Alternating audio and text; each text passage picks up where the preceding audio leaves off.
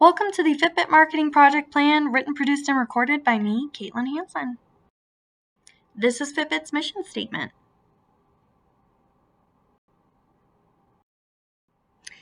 The competition that Fitbit competes in is a non-duopoly market. Their top competitors are Apple and Garmin, and they have the most competitive pricing than any other competitor.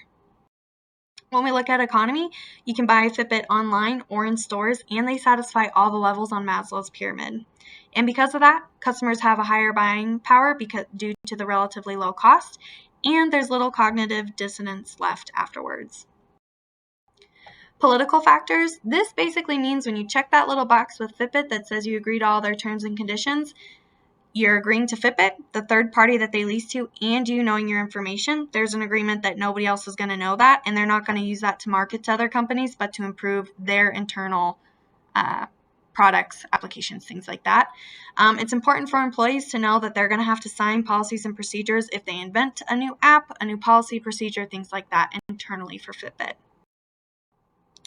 When you look at regulations and legal obligations, these are 4 acts that Fitbit could potentially violate. When you look at HIPAA and you think, well, why? That's not a healthcare company. But they do track some of the basic healthcare needs that your nurse does when you go to the doctor's office, like your weight, your heartbeat, and things like that. So potentially it could violate. The other ones, kind of off the wall, but they would still go in, like anybody under 18 that has a Fitbit. We have to protect children from the online policy protection rule. And then FERPAs, if any student in school is using this, and maybe let's say they track their split times when they go to track, could be protected under FERPA. When we look at technology, all around, Fitbit is in technology, from the watch to the capabilities that it can do and the market that it's in.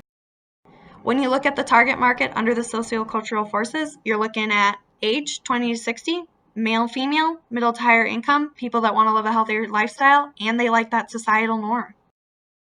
Strengths are their distribution centers, their user-friendly devices, the wearable itself and the application, and the product look. They're super into fashion, and they've even partnered with product companies to have that band be fitness and fashion.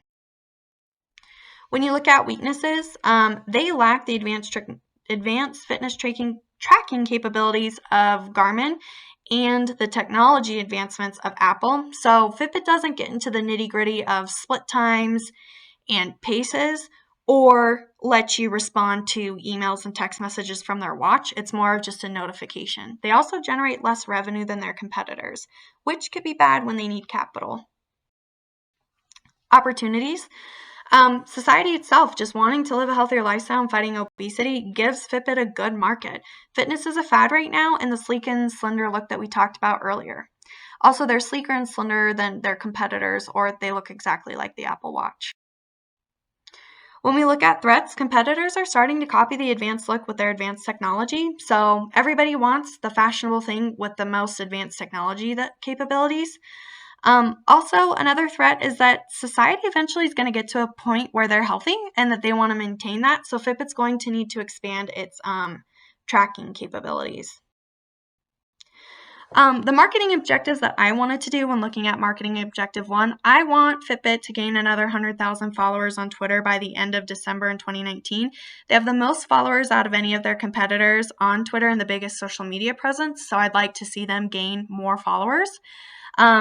They also just launched their new Fitbit Premium, so I'd like to see them promote that as a means to gain more followers. The second objective is to expand into that advanced fitness tracking market by doing various events and promotions while, again, launching the Fitbit Premium. I want Fitbit to do strategy 1 through advertising with a comparative Twitter campaign between the new Apple Watch and the Fitbit Versa 2.0, as well as launching a holiday campaign series featuring information on Fitbit Premium application. For strategy 2, I want to do that mainly through public relations, and I want Fitbit to partner with the top 5 U.S. marathons and provide the runners that are willing to participate with a watch and a year free of Fitbit Premium. For the implementing that, it would be a 2-month series on the Fitbit Versa 2.0 compared to Apple Watch through tweets, pictures, and house-made memes to compare revenue for quarter 4. And then for that holiday campaign I was talking about, I want it to run the week before Thanksgiving and end through New Year's. And basically, people that purchase a Fitbit or use Fitbit Premium would tweet, hey, just got 10,000 steps in today, and Fitbit would actually like that and retweet it, just to kind of engage in organic marketing. And then for the second objective, by partnering with the marathons, it would increase their presence, their image, and their brand. So anybody that wasn't using them would kind of second guess that thought and think maybe next time they would use that.